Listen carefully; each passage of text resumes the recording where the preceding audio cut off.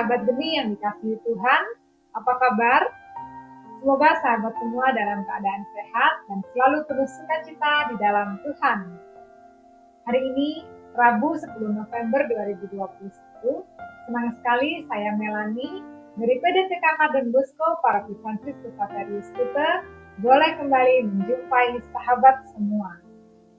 Hari ini kita akan bersama-sama merenungkan sabda Tuhan dari Injil Lukas bab 17 ayat 11 sampai 19 dengan tema kembali dan mengucap syukur.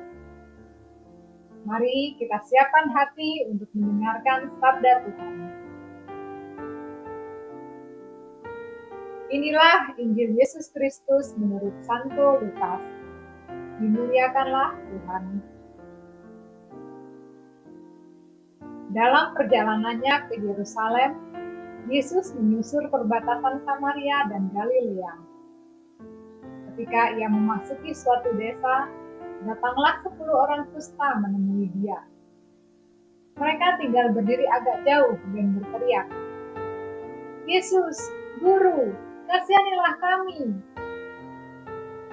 Lalu ia memandang mereka dan berkata, "Pergilah, perlihatkanlah dirimu kepada imam-imam." Dan sementara mereka di tengah jalan, mereka menjadi tahir. Seorang dari mereka ketika melihat bahwa ia telah sembuh, kembali sambil memuliakan Allah dengan suara nyaring, lalu tersungkur di depan kaki Yesus dan mengucap syukur kepadanya. Orang itu adalah seorang Samaria. Lalu Yesus berkata, "Bukankah ke-10 orang tadi semuanya telah menjadi tahir? Di manakah yang 9 orang itu? Tidak adakah di antara mereka yang kembali untuk memuliakan Allah selain daripada orang asing ini?" Lalu ia berkata kepada orang itu, "Berdirilah dan pergilah. Imanmu telah menyelamatkan engkau." Demikianlah Injil Tuhan. Terpujilah Kristus. Sahabat Geni yang terkasih, penginjil Lukas banyak menekankan tulisannya pada karya belas kasih Yesus, terutama kepada para pendosa dan kaum yang tersisih. Begitu pula diceritakan dalam perikop hari ini. Yesus berbelas kasih kepada 10 orang kusta. Orang kusta pada masa itu hidup sangat menderita. Selain harus merasakan sakit pada tubuh mereka, mereka juga diasingkan oleh masyarakat. Mereka dianggap najis. Penyakit mereka dianggap sebagai hukuman dari Allah. Masyarakat tidak menerima mereka. Tapi apa yang diperbuat Yesus? Yesus memandang mereka dan menyembuhkan mereka. Dan di situ kita bisa melihat dua macam respon dari 10 orang kusta yang telah mengalami kesembuhan dan belas kasih Yesus. Respon yang pertama adalah dari seorang asing, yaitu seorang Samaria. Pada zaman itu, seorang Samaria belumlah mengenal Allah seperti orang-orang Yahudi. Di tengah jalan, ketika dia menyadari bahwa dirinya telah sembuh, dia kembali sambil memuliakan Allah dengan suara nyaring. Dia tersungkur di bawah kaki Yesus dan juga mengucap syukur. Dia menanggapi kesembuhannya sebagai anugerah yang patut disyukuri. Lalu respon yang kedua dari 9 orang lainnya. Setelah mereka sembuh dan terbebas dari berbagai penderitaan karena penyakit kusta, rupanya hati mereka tidak tergerak untuk melihat dari siapa kesembuhan ini.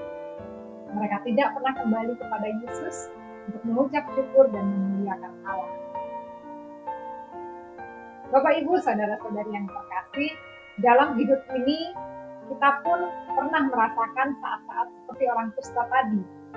Saat dimana kita begitu putus asa dengan keadaan, saat kita kehilangan harapan, dan saat kita begitu mengharapkan belas kasih Allah. Lalu ketika Allah sungguh berbelas kasih dan menolong kita, ketika mukjizat sungguh-sungguh terjadi dalam hidup kita, bagaimanakah selama ini saya meresponnya? Mari kita lihat kembali ke dalam diri kita. Apakah saya sudah seperti orang Samaria yang kembali memuliakan Allah dan mengucap syukur untuk setiap anugerah yang saya terima dalam hidup saya?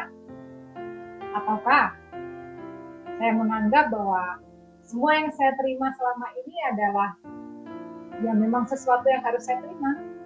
Take everything for granted. Atau saya merasa ya segala yang saya terima ini adalah hasil kerja keras atau usaha saya sendiri? Atau kita justru malah sering menggerutu karena merasa berkat Tuhan tidak seperti yang saya harapkan, tidak sebanyak yang saya mau. Dari sekian banyak doa-doa permohonan kita, berapa banyakkah pujian dan syukur yang kita naikkan atas setiap anugerahnya dalam hidup kita? Bapak Ibu, Tuhan sungguh rindu untuk melihat kita kembali datang kepada-Nya. Di ayat 17 dan 18 bahkan Tuhan Yesus bertanya, bukankah 10 orang tadi sudah menjadi tahir? Kemanakah yang 9 orang lainnya? Tidak adakah seorang pun yang kembali untuk memuliakan Allah selain orang asing ini?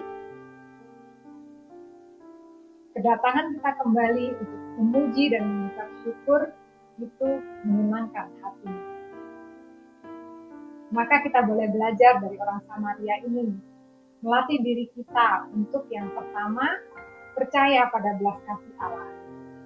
Bahkan di saat-saat tersulit sekalipun, di saat-saat paling putus asa sekalipun, tetaplah percaya bahwa Allah berbelas kasih dan kuasanya sanggup menolong kita. Yang kedua, kita belajar untuk taat pada perintahnya. Ketika Yesus memerintahkan orang-orang kusta ini menghadap para imam, mereka belum sembuh. Tapi mereka tetap berjalan menghadap para imam. Walaupun doa-doa kita belum terjawab, walaupun apa yang kita minta belum kita terima, kita tetap melangkah dalam ketaatan pada perintah Allah. Kemudian yang ketiga, melatih kepekaan akan setiap anugerahnya.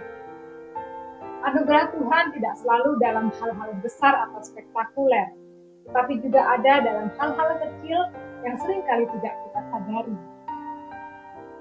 Kita belajar untuk menyadari setiap anugerahnya dalam hidup kita, lalu kembali memuliakan Allah dan mengucap syukur.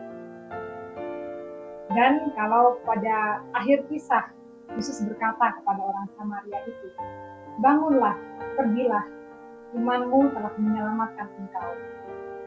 Maka kita juga boleh percaya bahwa dalam setiap ucapan syukur dan pujian yang kita naikkan kepada Allah, kita juga mengalami kebangkitan iman. Hubungan kita dengan Allah juga semakin erat. Dan itu semua akan membawa kita pada keselamatan dalam nama Tuhan. Mari kita berdoa. Di dalam nama Bapa dan Putra dan Roh Kudus. Amin. Allah Bapa di surga, kami sungguh mengucap syukur atas sapaan-Mu hari ini. Kami diingatkan kembali untuk senantiasa mengucap syukur dan memuji nama-Mu dalam hidup kami. Bapa, dalam perjalanan hidup ini, seringkali kami lupa bahwa bahkan nafas yang kami hidup ini pun adalah anugerah daripada-Mu. Bapa, lembutkan hati kami, Bapa, untuk dapat melihat dan merasakan belas kasih-Mu. Patahkanlah segala kesombongan kami yang selalu merasa bahwa apa yang kami terima ini adalah karena usaha kami sendiri. Ajar kami Bapa untuk selalu datang, memuliakan nama-Mu dan mengucap syukur untuk setiap anugerah-Mu. Segala doa ini kami sampaikan kepadamu dengan perantaraan Yesus Kristus Tuhan kami, kini dan sepanjang segala masa. Amin. Di dalam nama Bapa dan Putra dan Roh Kudus. Amin. Tuhan Yesus memberkati.